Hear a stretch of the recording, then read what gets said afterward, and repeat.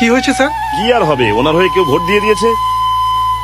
Sir আপনি যদি বলেন তো আপনাকে এয়ারপোর্টে ছেড়ে দিয়ে আসছি। এয়ারপোর্টে ছেড়ে দেবে আমায়? আমি এত দূর থেকে এসেছি শুধুমাত্র ভোট দেওয়ার জন্য। হ্যাঁ বাবা বলো। মা কি হয়েছে রে ওখানে? টিভিতে দেখাচ্ছে ওখানে গন্ডগোল হয়েছে। শুনছি তো নাকি ভোটটা অন্য কেউ দিয়ে দিয়েছে। মিস্টার জেঠমালানি, আমি চাই আপনি ভোট গণনাটা বন্ধ করিয়ে দিন। যতক্ষণ আমি নিজের ভোট নিজে দিচ্ছি। গিয়ে দেখছি কি করা যায়। ওকে।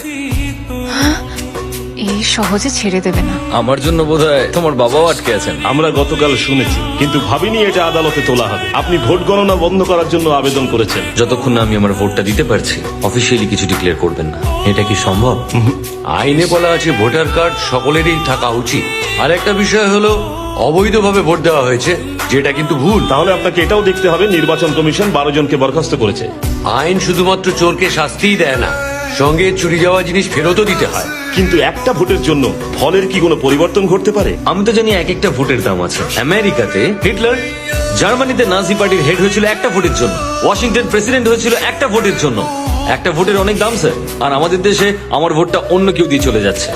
Rule number 1, voter ID card যেটা চেক করা হয়নি। রুল নাম্বার 2, আমার অরিজিনাল পাসপোর্ট চেক করা হয়নি। Rule number 3, section 49P। Section 49 সম্পর্কে সকলেই জানি, এটা সেকশন 49P।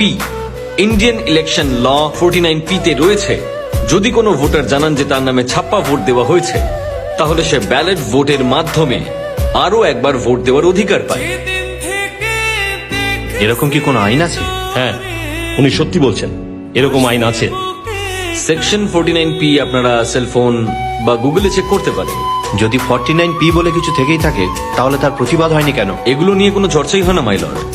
সেকশন 49 বলে যে কিছু আছে সেটা কেউ জানেই না, কিন্তু 49P সম্পর্কে সকলের জানা উচিত। 49P সম্পর্কে সকলে যদি জানেন, তাহলে সকলে নিজের অধিকার সম্পর্কে সচেতন হবেন, আর তাহলেই এই দেশ এগিয়ে যাবে। কিন্তু ইতিমধ্যেই তিনি 30,000 ভোটে এগিয়ে আছেন, এটা সম্ভব নয়। স্যার, আমি জানি যে আমার একটা ভোটে কিছুই হয়তো হবে না, তবু এটা আমার অধিকার, আর আমি চাই সবাই এটা জানুক। এই রেজাল্টটা ইতিহাসে থাকবে স্যার। ল এর সমস্ত স্টুডেন্টরা এর ব্যাপারে জানতে পারবে। 49P নিয়ে চর্চা করার জন্য আপনারাও ইতিহাসে থাকবেন। সবদিকে নিরপেক্ষভাবে বিবেচনা করার পর কোর্ট এই সিদ্ধান্ত নিতে বাধ্য হচ্ছে যে যতদিন না সুন্দর রামেস্বামী নিজের ভোটটা দিতে পারছেন, ততদিন অবধি নির্বাচনের ফলাফল ঘোষণা করা যাবে না। আজ যদি আমরা এই ভুলটাকে শুধরে না দিই, তাহলে আমার মনে হয় জনসাধারণ আইনের প্রতি বিশ্বাস হারাতে পারে। তাই এই নির্বাচনের ফলাফলের ঘোষণার দিন পিছোতে হবে।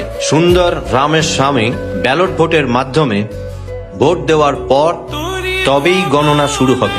প্রতিটা ভোট অত্যন্ত সতর্কতার সঙ্গে গণনা করা হবে। কোর্ট এবং ইলেকশন কমিশনের যৌথ উদ্যোগে এটা করা হবে এবং একটি নির্বাচনের তারিখ ঠিক করা হবে। নির্ধারিত তারিখে ভোট গ্রহণ করা হবে, আর ওই ভোট গ্রহণের দিন মিস্টার রামেস্বামী নিজের ভোটটা দিতে পারবেন।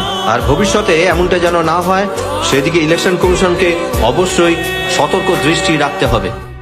দেখলে আমি জিতে গেলাম।